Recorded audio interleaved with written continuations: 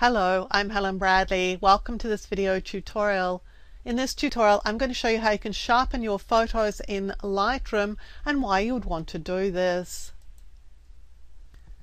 In this video tutorial, we're going to have a look at sharpening inside Lightroom. Now, I've already made some basic edits to this image and I'm going to go now and sharpen the image. Now, before we go and sharpen the image, we want to talk a little bit about why we're sharpening images. The important thing to understand is that if you're capturing in RAW, then your images are not sharpened inside the camera, so you will need to sharpen them inside Lightroom. And even JPEGs, although they have been sharpened somewhat inside the camera, can probably use a little bit of extra sharpening. One of the wonderful things about Lightroom is that it allows you to sharpen quite heavily because it has a unique masking ability. So we're opening up the detail panel here and our sharpening tools are here. The first thing I'm going to do is to drag on the amount because I want to see quite a high amount of sharpening when I'm starting out. And if I hold the Alt key as I do this, I turn the image into a grayscale image. And that's important because in Lightroom, sharpening is only applied to the luminance in the image, the black and whites in the image, not the color itself. That makes it quite unlike sharpening inside Photoshop. When I let go of the Alt key, we're back to a color rendition of the image, and this little preview here is giving me a 100% look at the certain portion in the image, and I can just click here to go and determine exactly what portion of this bird that I want to see inside the preview dialog. So I'm just going to click here on the bird's eye. So we'll see that. We could also go and see a one-to-one preview of the image here. And you can probably already see that this sharpening has actually added a sort of scaly effect to this image. It's definitely over sharpened.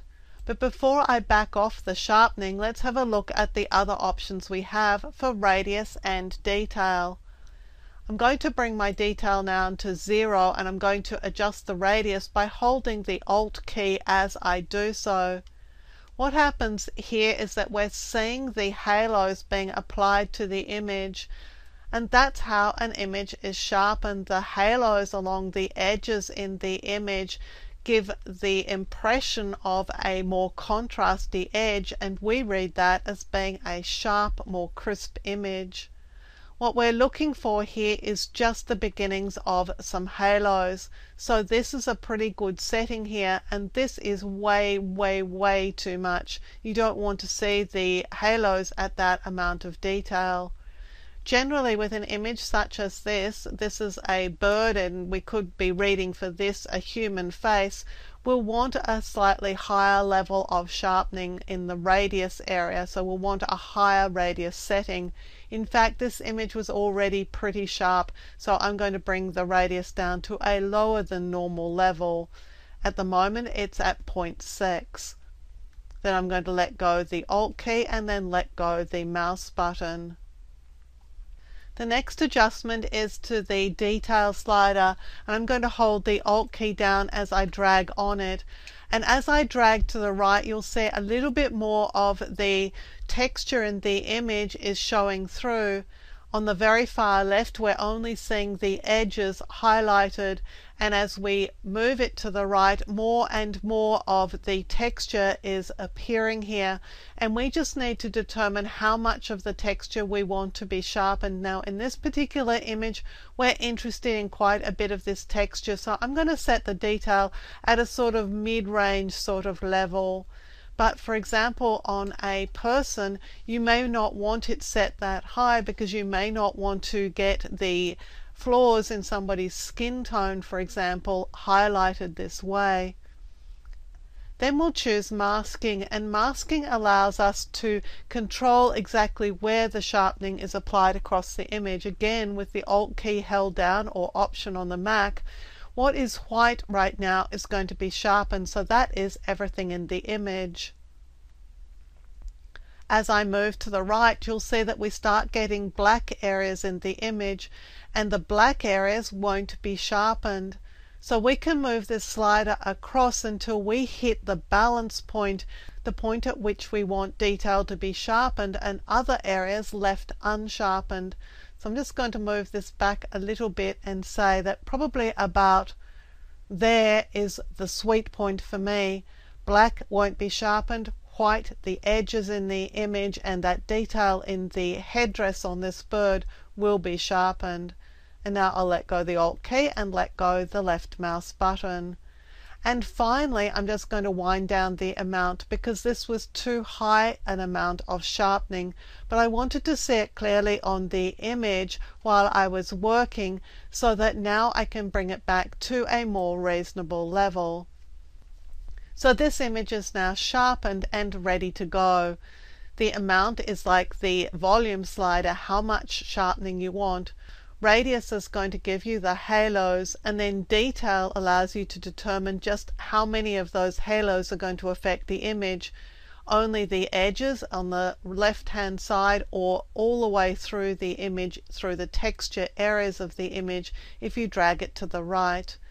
And masking allows you to limit the sharpening to just the edges in the image, and you determine just where those edges that you want to have sharpened are in the image, either the whole image on the left or pretty much just the edge detail on the right.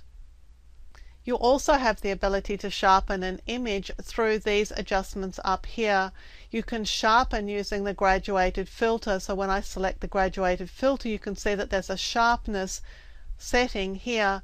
It's on the radial filter as well, and it's here in the adjustment brush. So for example, if I select the adjustment brush, I have auto mask turned on. I'm just going to wind up the size of this brush a little bit, and I'm going to brush through the headdress area on this bird. Let's just see the mask overlay so we can see what's being picked up here. And now if I turn the mask overlay off, you can see here that I could apply some additional sharpening to the headdress in the bird. That allows me to spot certain areas in the image that I want to draw attention to, and if you like, over sharpen them. And certainly the headdress on this bird lends itself to that being done, particularly because the area behind it is nicely blurred out, and we're not going to bring in a lot of detail into that area behind the bird by sharpening around the edges. If we wanted to, having applied that sharpening, I can come in and let's just pick up the pin for this and let's turn on the mask overlay, and I could come in with the eraser at a very, very small setting and just erase away the areas that I didn't want to have affected by this mask. Well, let's just make sure we've got the eraser set here, and I just come and erase away those little edges here that I don't want affected by this additional sharpening. So there are your options for sharpening in Lightroom. Most of your sharpening is going to be done in the detail panel, but you do have the ability to apply spot sharpening to the image using the adjustment brush, the radial filter, and also the graduated filter. I'm Helen Bradley. Thank you for joining me for this video tutorial. Look out for more video tutorials here on my YouTube channel, and consider subscribing to my channel and you'll be alerted when new videos are released. And visit my website at projectwoman.com where you'll find more tips, tricks and tutorials on a range of applications including Photoshop, Lightroom, Illustrator and a whole lot more.